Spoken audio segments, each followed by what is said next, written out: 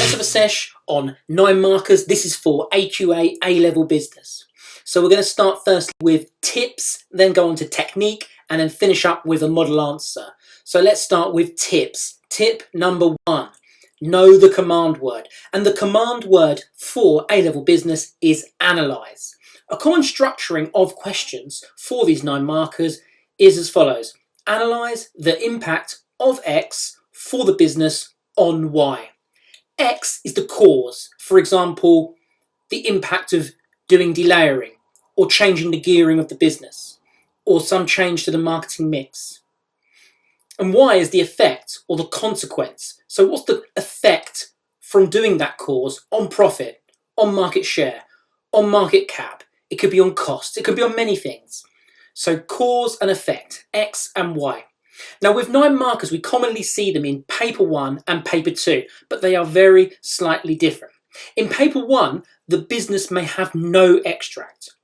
So ensure that you read the waffle before the question. It could be a table of some data before the question. It could be just a couple of sentences before the question. It could be just a question itself, but it requires you to write about a particular industry. But that is crucial for writing in context for those paper 1 9 markers. Now there's also paper 2 9 markers. Here it's likely you're going to have an extract, a case study, so use it. You must write your analysis in context. It's so important, you've got to do it. Now let's move on to tip 2. So tip 2, keep it simple, don't overcomplicate. It's an analyze question. It's for 9 marks. You don't need to evaluate. You don't need to conclude, so don't do it. Just think X and Y, cause and effect, and use logical chains of analysis to get you from X, the cause, to Y, the effect. So for example, if the question was analyze the impact of delayering for the business on its costs, you want to be making logical chains of analysis that get from the impact of delayering and how that could possibly enable the business to change its costs, perhaps lower its costs or higher its costs. But that relates closely to tip number 3. You need to read the end of the question very carefully, because analyze the impact of delayering for the business on its costs is a slightly different question to analyze the impact of delayering for the business on its market share. And that's a slightly different question to analyze the impact of delayering for the business on its market cap. So make sure you read the end of the question. The end of the question is likely to be that effect. So you need to make sure you know what it is, highlight it, underline it, be clear you know where your target is, because that is your target. That's how you're going to get those marks, and we'll come to that when we get to the technique. Now tip number 4, belts and braces. With these 9 markers, I suggest you make 2 points. Unless you are otherwise told to not make 2 points or just make 1 point, make 2 points. Why? Because you're more likely to show your depth and range of knowledge if you do that. And you're more likely to make the answer developed. And that's more likely to get you into level 3, which is going to get you to those 9 out of 9s. Now tip number 5, timing. Timing, 9 markers, 10 to 12 minutes. No more. Firstly, you need to master the suggested structure. We'll get to that in the next slide when we talk about technique. Secondly, you need to have rock solid knowledge, because rock solid knowledge is gold, because it helps you make those X to Y connections quicker, those cause to effect connections quicker.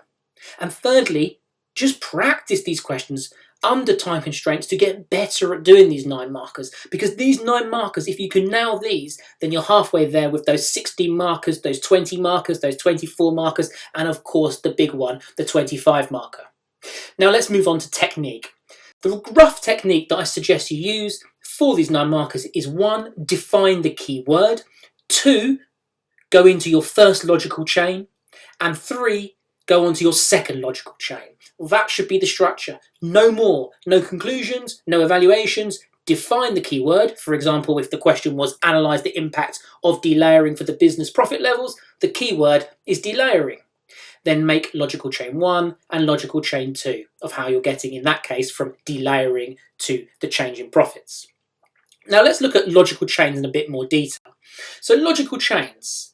If you're thinking about each individual logical chain, Number one, make the initial point. Perhaps paraphrase the question back to signal to the examiner that you understand it, that you get it. So you might want to do a mini rephrasing of the question in your first sentence of the logical chain. So you're saying to the examiner, I understand what you want and I'm going to give it to you. Number two, explain the cause. So the cause in our question that we've been talking about is delayering, and you might want to use a BLTF. So in each of your sentences, you might want to start them with after the initial point, because in the first one, in the second one, leads to the LT, and in the third one, furthermore. And that will enable you to get depth to your answers. Third, you need to ensure the explanation is in context. In context, if it's in paper one, to that waffle or to the data you're given, or if it's in paper two, of course, to the case study. So data, case study, industry, whatever you can make to get your answer in context is vital. And fourth, and a very important tip, is the final sentence of each logical chain. And in this case, for the 9 markers, you've got 2 logical chains, 2 that's been suggested. The final sentence of that logical chain should always look to curl back to the precise effect to signal to the examiner you've fully explained it. So in the question, analyse the impact of delayering on the business profit levels. You've got to make sure you finish the final sentence of the logical chain with how it's impacted the profit levels, how it's impacted why, how it's impacted the effect. So important. Now let's move on to some model answers. So you'll see here, we've got 3 model answers that you can take a look at. Labour turnover, this is paper 1, 2018, question 18. Entrepreneurship, this is paper 1, 2018, question 19. And delayering, this is paper 1, 2018, question 20. I hope that helps, and I'll see you at the next sesh.